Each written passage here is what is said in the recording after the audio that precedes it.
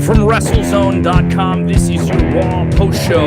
What a night for Monday Night Raw. A lot of crazy things, a lot of interaction between the WWE champion, Drew McIntyre, Retribution made their presence known, and so much more. What's up, everybody? I'm Kevin Kellam. This is WrestleZone, the podcast, streaming to you live on Facebook and YouTube. If you're with us live, go ahead and give your thoughts on everything going on with Monday Night Raw. I am not alone. John Clark from the news desk of WrestleZone is with us as well. John, what did you think of Monday Night Raw? We'll dig into the ratings. We'll do the 1 to 10 here within the hour, but this is a wild one. Main event with Dominic Mysterio and Buddy Murphy got really violent. The entire Mysterio family got involved. This is something else. Definitely a good Raw, especially for it being a holiday today and the last Raw before we got football going head to head with them. So I think it was a great way to try to keep those viewers in the coming weeks. A lot of people immediately joining with us. Of course, your comments on screen while we're here live. Luke texted and said, why was it a street fight? If Murphy ended up quitting, should have been an I Quit match. Yeah, they did mention that quickly. Sometimes they do that. You have to win by pinfall or submission, and they did that beforehand. But this was really nuts. This is just a wild, wild main event. They teased us quite a bit. They had the entire family there. They kept saying they were going to be in the ring. They did multiple promos where the family was going to be involved. So you kept thinking, what are they going to do with I forget his daughter's name, and Aaliyah, I think Aaliyah and Angie, and these are people you've seen on television before, and they really got over the family angle, and they really made it seem like Seth wasn't there, and here was Buddy Murphy trying to win back the family, the greater good endorsement, only for him to get his ass kicked. This was Dominic's greatest performance. Buddy Murphy made him look like $1 million. All the moving pieces outside the ring didn't get in the way, and when they got in the ring, it made sense, and it ended the match. I didn't mind it being ended with the kendo sticks. If someone hit you with that many kendo sticks, eventually just be like, I'm done. I want to get out of here. Just like bouncing up all around. Yeah, but for me, the highlight of this was that sunset powerbomb. He dove through the ropes, caught him, and flipped into a table outside the ring. That was really, really impressive. I know people have some fear about tables in the most recent week here with AEW and the things we saw with Matt Hardy. If you haven't checked that out, we went deep into that on our 80-minute episode that we recorded on a Sunday, by the way. When we were all out of it, we were kind of rolling off of what was going on with Saturday, so you guys can check that out. We went really I was on the news desk. Yeah, while you were on the news desk. So definitely go check that out. That is in the podcast feed, along with post-show media comments from AEW President Tony Khan, where he explained what was going on, along with AEW Champion Jon Moxley and AEW Women's Champion Hikaru Shida. So you can listen to those all in our podcast feed, all in our video feed as well on YouTube and on Facebook. And I got the recaps up on WrestleZone. Yeah, so we're all covered. So if you didn't hear about the show, maybe you're just a WWE fan, you don't know what's going on, you want to follow it, that's the way to do it. So don't worry. Don't start trolling if you don't know the facts.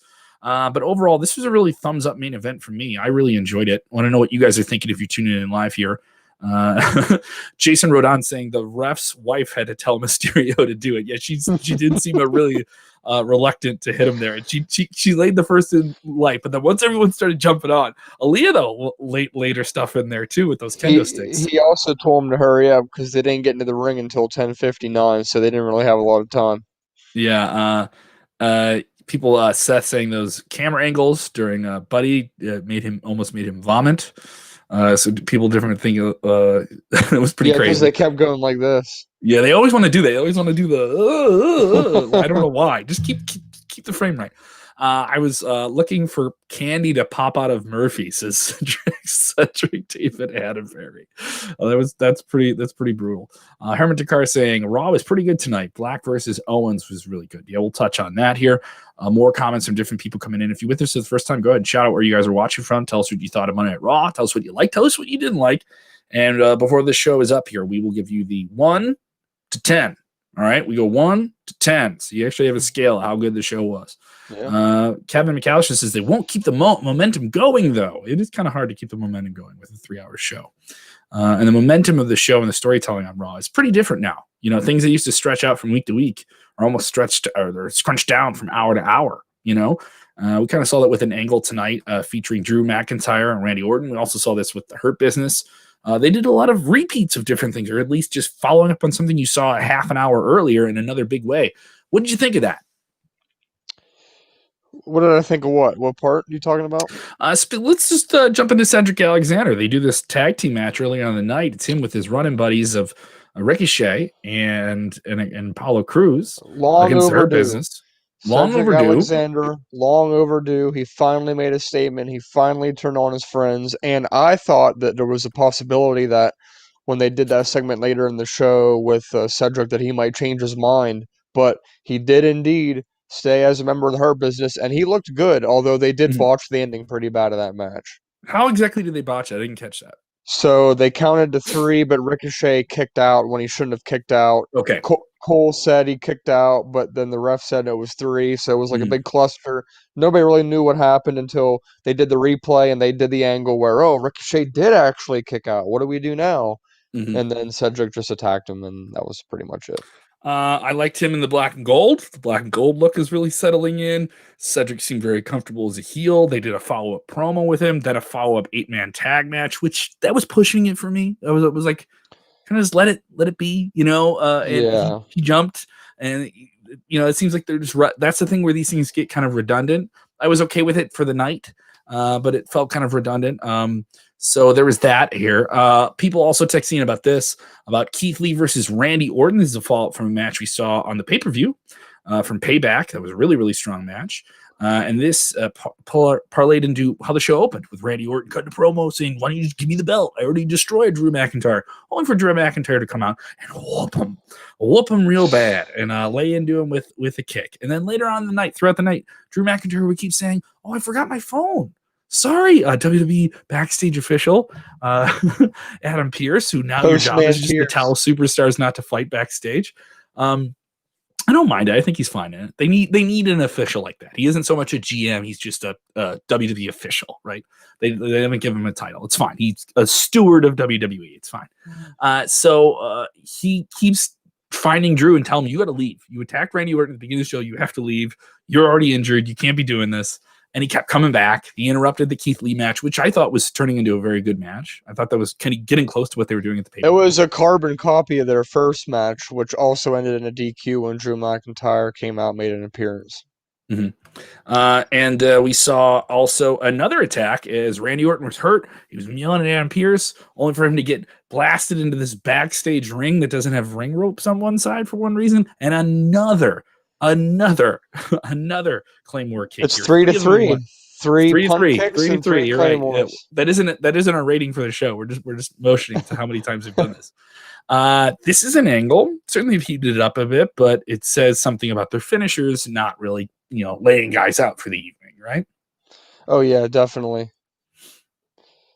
Other people saying different comments here. Laura Rock, she's always with it. She's like, we got kicked out. We're good not to get back in. I think she's referencing the Thunderdome. You were talking about so sometimes that happens in the Thunderdome. You get kicked out due to a timeout issue or something, but then the next person in line gets in, so then you can't get back in. It happens all the time.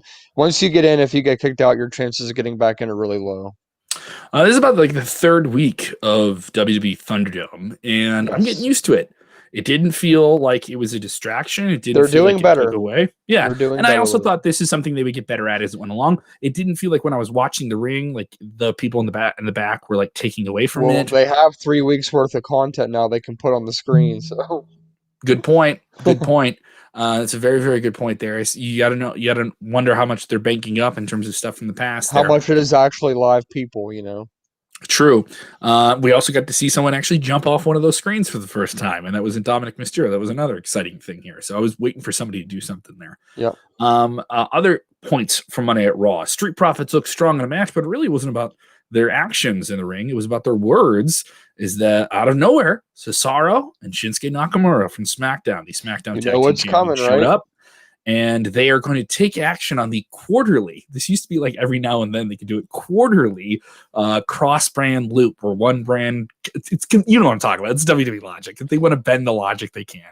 It's pretty obvious that the end goal of this is that they are finally going to be unifying the tag team championships. There's not enough tag teams. There isn't enough tag teams to do it, but maybe in a few weeks this could be a bad idea. Or a few months, where you have a divot. I mean, is it something where one show will only have a tag team title and the other show won't? I don't know how I feel about that. It's like the women, kind of. True. I don't know how I feel about that exactly. I wouldn't mind. It could be a divot though. I can see something there though. Other people with different takes on Monday Night Raw. Cedric texting, and not Cedric Alexander texting. He says he gives the show a 9. He really liked it. He was a fan of it. Some people saying sad news. Ralph has passed away. Jericho's former security guard in WCW. He actually passed away last year, but Jericho had just said that he found out about it this week. Well, they weren't in contact with each other. Yeah, he passed away last year. Other people saying they were very down with what Dominic was doing in the ring. Better in the ring. Come on, Dominic. He's grown up around the ring. He's been wrestling off camera for years. They still won't put him in a one-on-one singles match, though. You know, you're right, and I don't know why. Because he looked like he was holding his own tonight. They think he's going to get exposed, I guess, without like the weapons and interference. And true, but they did protect him, and he did look like a big superstar. That sunset powerbomb was really impressive. But maybe it's just like a timing issue. He doesn't know how to like pace things or something like that. Who knows? But I was really impressed with him. Also, this guy doesn't have the benefit of doing house shows. You know, he doesn't have the benefit of just going in front of live audiences and feeling that pace. You know, this is a hard time to start as a WWE superstar, and he's dealing with it. But he certainly has. I think at some point he will make the move down to NXT, but they're going to finish what he's doing now first and possibly do a tag thing with Ray. Who knows how long Ray's going to be out? Other people with different takes here. Steven Chambers giving it a solid 8. Great show. Let's touch more on that. Where I know we're bouncing around here, but Shinsuke Nakamura, Cesaro versus the Street Profits. I think this could be interesting. I don't know if it's going to be a big ratings boost, but I think if you watch every week, that could be an interesting match. Did they say whether or not the titles were online for here? No, it's non-title, just champs versus champs, likely to lead to something maybe for Clash of Champions. Or maybe this leads to the draft that we're supposed to hear about sometime in the fall. I could see those tag teams switching shows. You know, I think Street Profits over on SmackDown would be a fresh take, especially when they've kind of gone through everyone for the last. I'm already convinced that they're going to move Roman over to Raw and then somebody over like Drew or Orton to SmackDown. That's my take on it. Yeah, especially if he's a heel. I don't see, Roman, you could do some different things there. So definitely it's a strong episode of Monday Night Raw tonight. I liked it. It made me care more about Clash of Champions than last week's show. Drew McIntyre looks like a mean, vengeful champion. Randy Orton can take all these kicks, and he's still Randy Orton. I didn't mind that. So those programs are strong. Raw Underground, I will say this, had one of its better evenings. You know, you are shaking your head. You're not with me on this. But I like the idea of one match just kind of being a through line instead of just individual segments. They did this where they cut back. It's the wild fringe backstage Fight Club of WWE, and you had Kevin Owens versus Aleister Black for 3 or 4 different segments, only for Baba Kato to kind of choke slam both of them at the end. They really hated each other. I like Owens when he has a reason to despise someone. He's good in that role. Aleister Black needs some motivation. That's character development, something there. And they were certainly physically beating the smack out of each other. Didn't you see Aleister Black with his MMA gear on? He's a jiu-jitsu guy. If you follow him on social media, he looked at home in that environment. Dolph Ziggler in the background was getting all hype. Yeah, he's like, oh, people are rolling and trading holds. Yeah, he was into it. But you didn't like it. You're giving me a stink face on this thing. I don't like the whole draw it out 3 segments to make it look like they were brawling for 32 minutes. This seemed to be the general conscience on Twitter that a lot of other people did not like that idea either. But despite all of that, I still do agree that it was one of the better evenings for Raw Underground. I don't think it's going anywhere. There's no point to it. Nothing's building on there. They're just like, I want to see Aleister Black and Kevin Owens in a one-on-one match at a pay-per-view, not on some gimmicky Raw Underground thing. You think it's too gimmicky? I don't think it's too gimmicky. I think that they're putting stuff that should be taken a little bit more serious and putting it in there. Like, I can see like R-Truth and the Ninjas in Raw Underground, but I mean, this is like you throw like Randy Orton and Drew McIntyre in Raw Underground next week. Like, it's just, I don't like the idea of that. So it's definitely something. I'm okay with it. I think when you have a 3-hour show and you have something like that to shake it up, it's okay. And WWE trying to do things to shake things up, and sometimes they work and sometimes they don't. They waited until 10 o'clock this week. Yeah, they didn't do the thing where they went to it 5 minutes too early. Yeah. That was one thing that was irking me about it. That was another reason why I enjoyed it. But I like that it was just one match that kept going in there. I like that. Like it was focused on one thing. It wasn't just like here's this and here's this and here's Yeah, this. I can see the where you're coming from. I just maybe wish that they would have just dedicated like maybe 15 or 20 minutes to it in a row and then just finished it then. Within the show, we will talk about tomorrow night's NXT, a special Super Tuesday 2. We will be live after that, by the way. We will be live after that show. Super Tuesday. Oh, you did it because it's John. You're getting it, John. You're getting clever with your phrases. This tone of my voice isn't annoying. So we'll have that. We will have a new NXT champion tomorrow night before 10 p.m. Eastern time. So that'll be exciting to see who that'll be. We'll touch on that in just a bit. But Raw had some other developments here with Shayna Baszler and Nia Jax. They had two separate handicap matches. Nia Jax taking on the Riot Squad, and then Shayna as well. What did you think of this? It's still a point of conflict between the two women's tag team champions. I want to bring up one side point first about this. And I want you to think, like, while I'm saying this, I want you to think, because I think I'm right, and I think you're going to agree with me. These two teams are the only two women's tag teams in WWE right now. Who else? Think. Like, what other teams do you actually have then? You don't have the Iconics. You don't have Sasha and Bayley.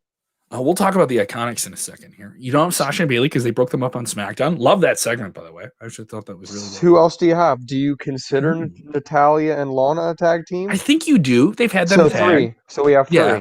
So you've had them tag. That's it.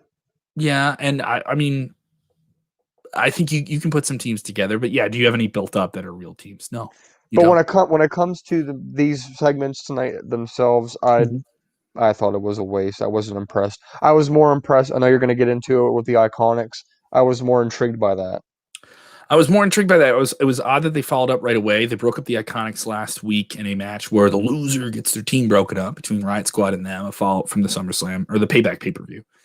And I was surprised they broke up the Iconics. Team's been together for 5 years. They're almost their entire wrestling career. They've been around each other. Yep. In NXT, they started. This team's been around since 2013. Yes. So it's a long run for them.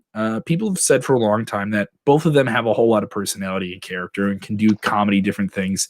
But at the same time, a lot of people have been saying that one of the two are good in the ring, and that is Peyton Royce. Yes, and Peyton won this match. Yep. She did that incredible swinging neck breaker she has. It's a very unique, kind of like a combination of that and a Falcon Arrow. It is one of the slickest looking moves. It looks dangerous and looks like you shouldn't kick out of it when you take it. Mutual respect at the end, too. They didn't attack each other.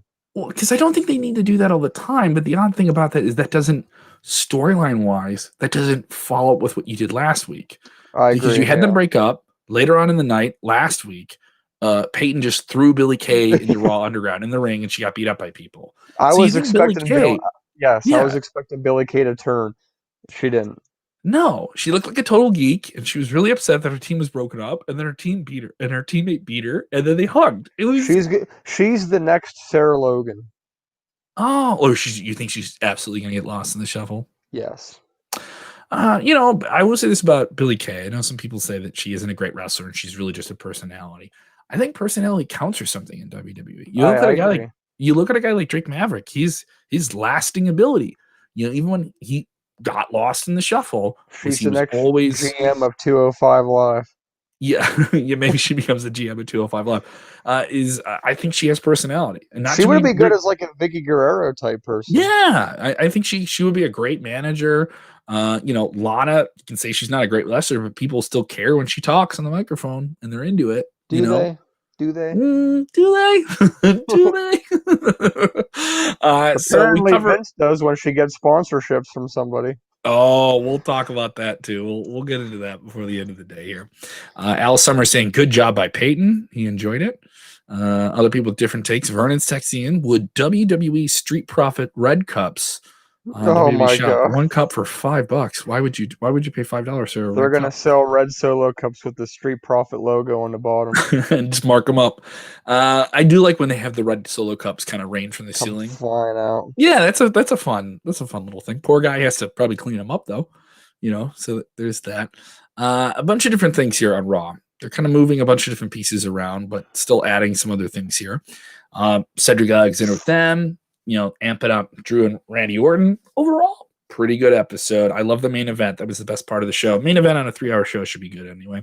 It's hard to do a 3-hour show, but the pacing of this was really, really high. A lot of things every 10 minutes you had something you wanted to check out, and it trended number 1 on Twitter. So that's always kind of a good sign when they're consistent number 1. And we got Retribution too. I wanted to get into Retribution before we give our ratings. They interrupted the second handicap match with Retribution on the screens. Their own graphics, finally. Their own graphics. Of course, it's a spray paint logo because that's street stuff, right? And they cut the promos for the They got the 3 guys on the screen, like their 3 main people or whatever. Yes. And when they speak to their camera, their voices are modulated. You will not know who they are. I saw people on Twitter saying that sounds like CM Punk, and it was like, oh my. of course, people did. One of the voices that spoke certainly looked like Dominik Mysterio. It definitely was, yeah. And we've been saying that for weeks. I believe Kaden Carter may have been the main female voice that spoke directly into the camera, and she was dead center on all. I think maybe there was 4 or 5 of them that were on camera. They all masked figures with the black hoods that we've been seeing for weeks. Promos where they said everyone's going to seep in their pain and vague language, but every superstar and the fans will suffer. So they're very vague. Yeah, they basically were saying how they've been forgotten for too long while other people have gotten opportunities and they've been waiting, and now they're going to prove everybody wrong. And it was one of those, basically, literally, it was about getting retribution is what they were talking about. So fits perfectly. It kind of it didn't move the needle too much for me. I didn't hate it. How long do we have to wait is what I want to know. Exactly. But I think especially in this day and age with WWE turning like they did with Hurt Business tonight and that angle with Cedric, he turned on him, and then the next hour he was in there and he had a match with them, and he had the gold and black tights on. And but then with the hacker, they just dropped that, so people were worried that they could do the same thing here. True, and we didn't see Retribution so much in the main event angle on SmackDown like they've been for a while. And then we heard recently that they're only going to be on Raw. So it's all over the place. But I will say it keeps you guessing. It keeps you guessing about what they're going to do. And I think that's the idea of Retribution. You don't know when they're going to show up. So here is a device that keeps you focused on what happens. You don't take it for granted what's going on the show because you might miss something, right? So overall, this was a pretty strong episode of Monday Night Raw. I didn't get to see all of it, but you did. So I'm going to trust your rating. I don't think it's fair that I do this. I'm busy on multiple microphones, so I didn't get to see all of it. So, but I trust your opinion, John. You're going to be our solo number 1 being Bash from Booger. Number 10. Okay, you find out Hiroshi Tanahashi is your dad. Okay, so is your dad Bastion Booger or is your dad Hiroshi Tanahashi? All right, 1 to 10. What do you give this week's Monday Night Raw? I give it an 8. An 8. It's a pretty good rating. Very strong rating there. I give it an 8. A lot of developments, a lot of surprising parts, a lot of good parts. I thought it was overall a pretty good show, especially for a holiday. So yeah, especially for a holiday show. You're right. It did seem very eventful for a holiday show. You had Randy Orton on a holiday show. You think he would take Labor Day off.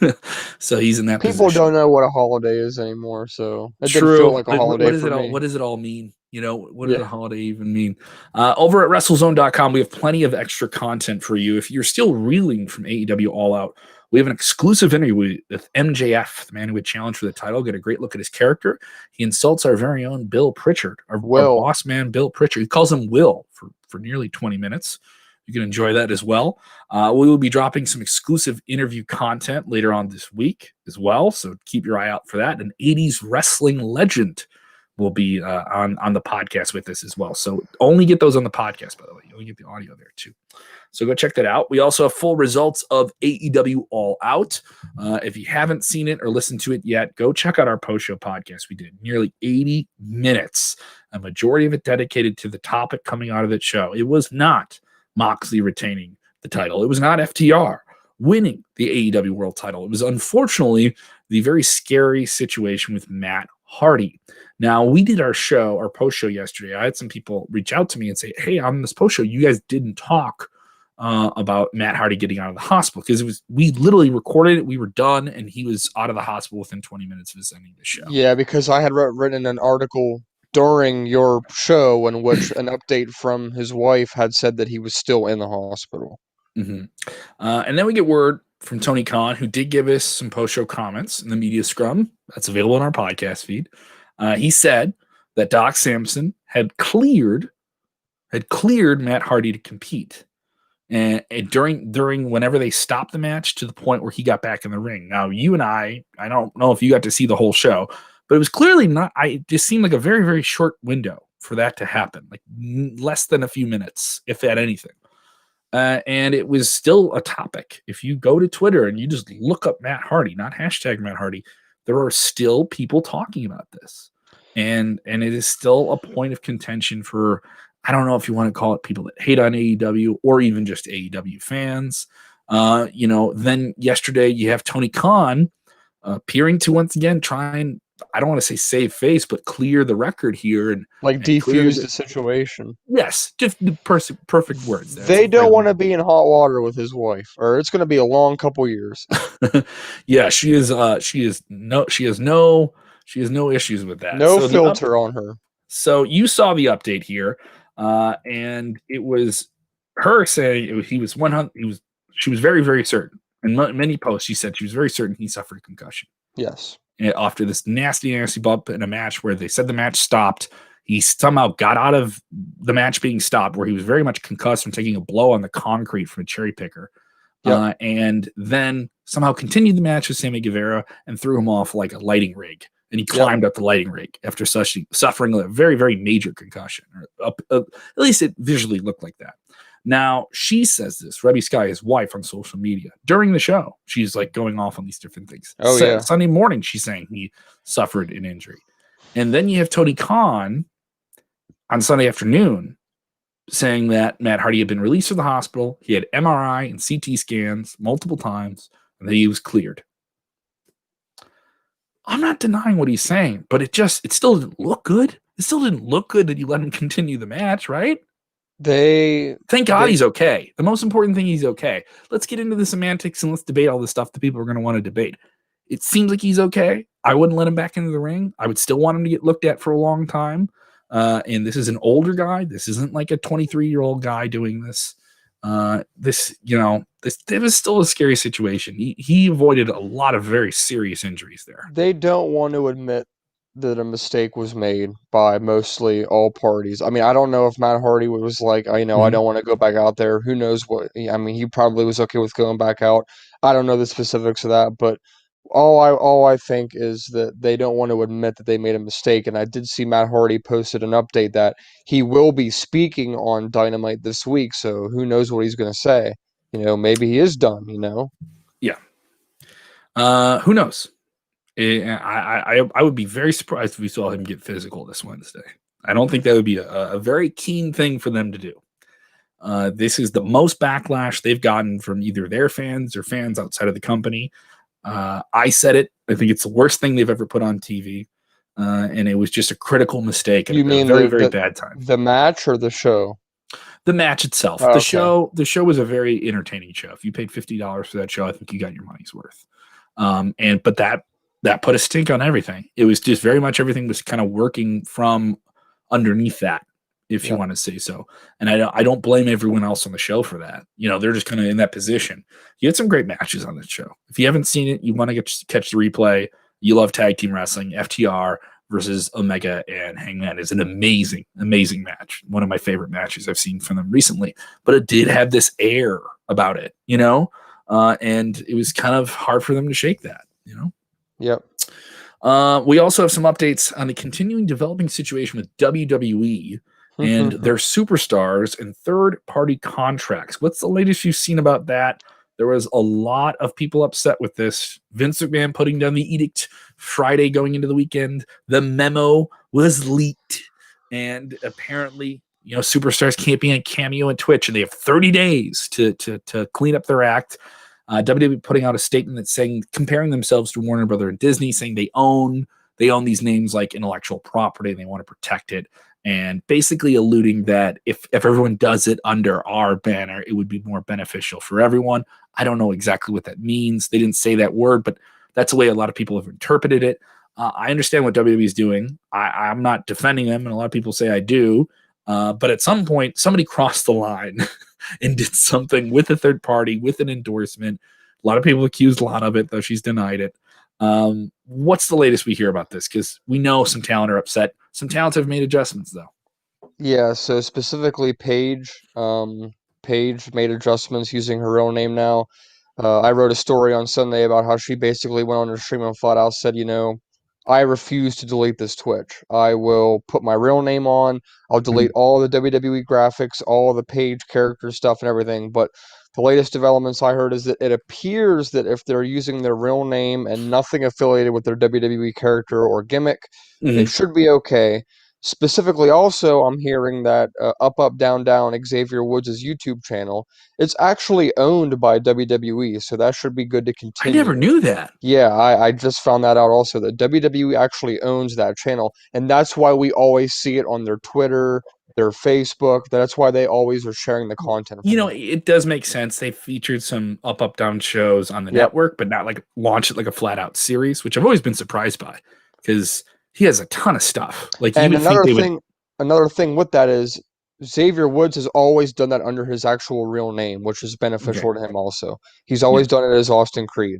But like I said, the latest that I heard on this was that worst case, people were saying, well, why can't we just continue to do it and you get a cut of the money? But you can't monitor that really to an extent. And I know you said you don't want to defend him.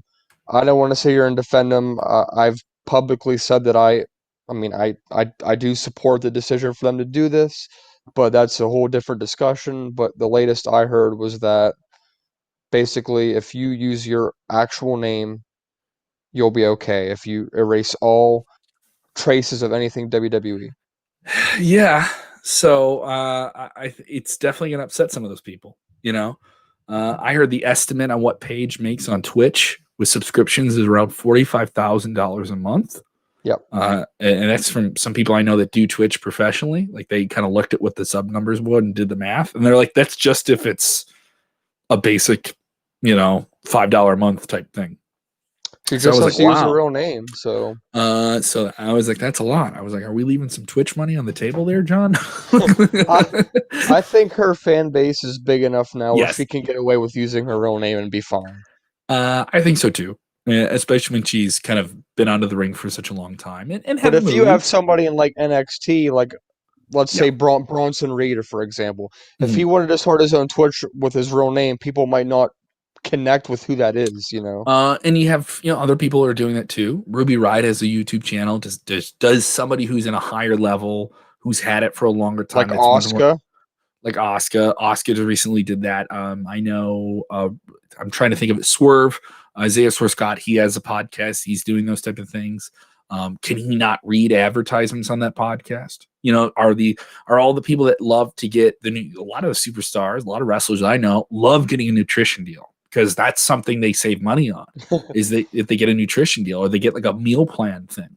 They're going to tell The Rock he has to get rid of his YouTube. I don't think they're going to be able to tell The Rock to do anything. He's going to be all elite. Yeah, or The Rock's going to buy the WWE at this point. He's buying football leagues. So yeah, I don't think you tell The Rock to do anything. It'll be interesting, especially because they have 30 days to kind of handle this. I wonder if maybe they make a change. I wonder if this results in more superstars kind of doing in-house content. And then how about flipping the script and then AEW comes on and says, well, we're never going to block our people from using Twitch. I think that's a leveraging deal. I think that's sending shots towards WWE and their superstars and saying, hey, if your contract's coming up and you want to do this stuff again, you can do it over here. Well, and then he admitted that he does think there is a gray line with sponsorship. So it was kind of like he flat out came out and said, well, we're never going to do this and that. But then he was like, well, maybe there is a gray area, though. I think the keen thing is sponsorships. And like the Lana thing, which sparked like the Lana thing. And she was doing some endorsements, I think, that are kind of like, that have some conflict there. you know. So I could see where WWE says, why would someone want to buy from us if you're selling that on your Instagram and stuff like that too? If they want to get everything under, I get it. But I'm not defending it. I get it. I can understand where you're upset. You know what I mean? If you're telling me I'm like Paige, I'm not in the ring, and you're telling me I can't make this money every month doing this, you know, so that's another thing too. So let's also look at tomorrow night's NXT. This will be a big one. We have heard continuous rumblings that maybe it's official, or it could be WWE NXT could be moving to a Tuesday, because the numbers these past few weeks with different changes, unopposed on a Wednesday, unopposed on a Tuesday, where they're not going against AEW, that they get near 900,000 viewers. Best 3 shows of the year. And some of the best ratings since their debut in the fall last year. So what's going to happen here? Well, they're definitely not going light here. It's tomorrow night. If you're hearing this on a Tuesday, maybe you're hearing it tonight. They will give you a very, very strong show. Rhea Ripley versus Mercedes Martinez in a steel cage match. They're selling it as 2 badasses. They certainly are. But you're also going to get a new NXT champion. They kind of went with it. We hope. After last week, we thought we were going to get a new one. We had a 60-minute Iron Man match, which I thought was one of the best TV matches they've done. Even though it ended with a cliffhanger and a question mark and not an actual new champion, I didn't mind it because I knew I was getting another big match out of it. It built to something. So hopefully the payoff is complete, even though they're not going up against the Elite. Sorry, I have to finish the rhyme. We will get Finn Balor versus Adam Cole, Bebe. And this will be a singles match, 1 fall to a finish. Looks like they've got a lot of time here. What do you think of this? There is the looming possibility of Pat McAfee getting involved. What do you think? This could be big. Are they going to deliver? I absolutely do think they're going to deliver. I think they're going to give the main event probably 30 minutes, maybe a little more. And I think that it will end with a clean Finn win to end the show, stand tall at the title, and if anything, maybe his next challenger, whoever comes out to the stage to confront him, or they save it for next week. Maybe this is just where you bring Karrion Kross back. I don't know how long he's going to show. Ready to go. He's ready to go. Put it out there if you're watching. Who do you want to win the NXT championship? Who do you want to be the new NXT champion? Now the title is vacant, we can crown one here apparently on this week's episode of NXT. That looks like a possibility here. I'm all for Finn Balor. I said it before, I said it again. I think he's a huge star that's been over there for long enough that you haven't pushed into that next level. I do think he's one of those guys that got held up by the pandemic. I think they were trying to maybe position him as the guy that would go over to Europe and add some oomph to that brand. He's a big European star there, and maybe beat Walter for that title and merge those brands a little bit more. Obviously, the pandemic got in the way of all that. They were supposed to have a big takeover match in the UK that didn't happen. That may not happen even this year. So I understand it. I don't hold that against anybody here. People with different takes here. Other people saying they want to see Balor win it. James Espanto Fernando Taguay. He says Finn Balor. He's with us all the time. So a lot of people feel me on this Finn Balor thing. Jason Michael Campbell, JMC, he says that they could both lose for all I care. Pat McAfee, new champion. Pat Max coming in. He's going to get that title. Bring it over to his YouTube show. He's and bringing have it it on to the the desk brand. with all his things. Yeah. So definitely, I feel Balor is the guy to win the title. I don't think Adam Cole needs it. We've been hearing that he's going to go to Raw or SmackDown for a long, long time. But I do think there's more gas in the tank with him on NXT if this Pat McAfee thing wants to be something more. Now, McAfee has said he's a very, very busy guy. Doesn't seem like he might get back in the ring. But that was one of the leaked finishes we heard, is that he might get involved last week, that he could get involved again and re-inject himself. And he lost that big takeover match as the outside football guy came in and blew everyone away. You know, I mean, everyone was, Karrion Kross won the title on that show, but Pat McAfee was the talking point. And, and it was on a big weekend for WWE with SummerSlam the next night. I don't know. What do you think of Pat McAfee reinserting himself into the program? It's talked about. We're not saying it's always been rumored, but we're not saying it's a confirmed thing that he's actually going to come out. I don't think it would be a smart decision to kind of taint the NXT championship match like that. I am interested in seeing him come back at some point soon, but I'm not sure I want to see him face Adam Cole again. Maybe maybe one of his lackeys, like Mhm. Kyle O'Reilly or Bobby Fish or somebody, where Pat could actually get a win for once, you know? We're getting this question here from John Kirby, and I am trying to follow up and see the story we had on this a while ago. This was curious to me, but it has kind of flown under the radar. I don't mind asking the question about this. We've heard reports that there are tickets on sale for a WWE NXT event in December in Yep, Atlanta, Georgia. yep. We reported this on Thursday. We haven't heard much follow up about it. We have reached out to Ticketmaster about it. And it's interesting to see what this could be. And I don't know why they're selling tickets. This is just something that wasn't cleared from the schedule. This would be an NXT event outside of Full Sail, where they've been the whole time. They're not in the Thunderdome, they're in Full Sail Live. And could NXT potentially be making a move like WWE with Raw and SmackDown, moving their other third brand into a different setting to maybe give it its own Thunderdome or its own beefed up aesthetic? What do you think's going on here? We don't know much. We've asked Ticketmaster. We haven't gotten a response about it. And I don't know why they would be selling tickets for this. How are we gonna get people in an arena? How is that gonna be safe in 2020? Well, let me just answer this. I have tickets for a show in Wilkes-Barre, Pennsylvania in Mhm. October. They're still selling tickets for that too. Any event that hasn't been officially postponed or canceled is still selling tickets. Okay. So I think you take this what you take this with a grain of salt in regards to the December show. Yeah. I don't think it's going to end up happening, but No. just in case they have to have tickets sold, they can Mhm. reimburse them if they have to, but at least they know they could have people in the seats. Do you think NXT needs that aesthetic beef up? Do you think Full Sail with no fans and just the kind of hey, let's have the trainees be the crowd vibe is doing the job? I do think it needs, especially compared to Raw and SmackDown, it needs something. Yeah, they need people. Mhm. I really do think they're lacking that. They need to get that sorted out. And I don't think, I mean, they do have people there, but it's so dark in there, you can't really see them. And I think the Thunderdome would be too, it wouldn't be like unique enough. They do need something. Maybe a different Thunderdome. Maybe they have a Thunder Pit, because they have the pit. Something. They got to make it feel underground, right? Even though it's on network TV.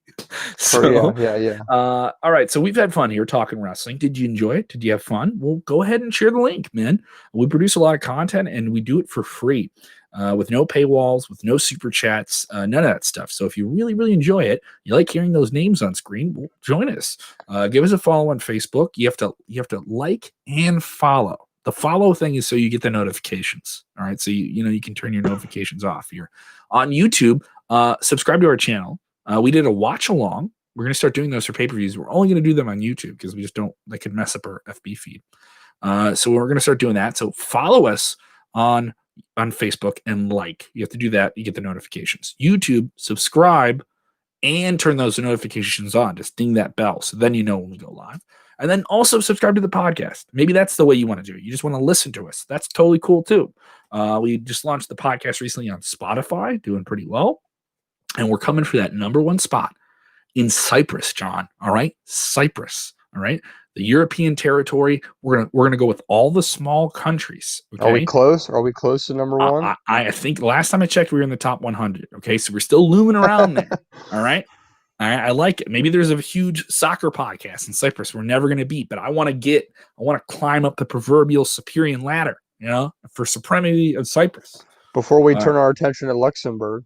we're going for the Berg, baby. All right, so if you want to give John a follow, where do they go? John R. Clark 12 on Twitter. You can follow me on Twitter at Kev Kellam, KEVKELLAM. Very, very busy. 101 WKQX in 11 hours tomorrow morning, 10 a.m. Central, 11 a.m. Eastern. Wherever you are, if you love alternative music, you love Nirvana, you love David Bowie, you love the Ramones, you love everything alternative, we will have it. We are going through the history of alternative, all of the throwbacks from A to Z.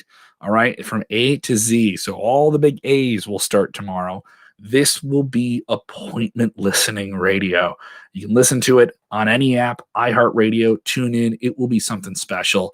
Go give us a follow at 101 WKQX. That is 101 WKQX. It will be spectacular radio. You will love what we're going to do here. A lot of the stories of those songs you haven't heard in a long time. Maybe a song will make you feel like 15. And also, it isn't just like all grunge. Everyone thinks when they talk classic alternative, John, they think grunge, but I'm talking like we're doing some Limp Bizkit. Okay, we're doing some Jinko jeans. Okay, we're doing that. We're doing like what your parents wore in 1983 when they were like, you know, meeting at the prom. We're doing all that. Favorite alternative band of all time? Shoot, John. Linkin Park. Linkin Park. Good cut, dude. Good cut. Linkin Park, dude. 1999. Crawling, great song, very underrated song. Midnight Sun, very underrated album. Go check it out.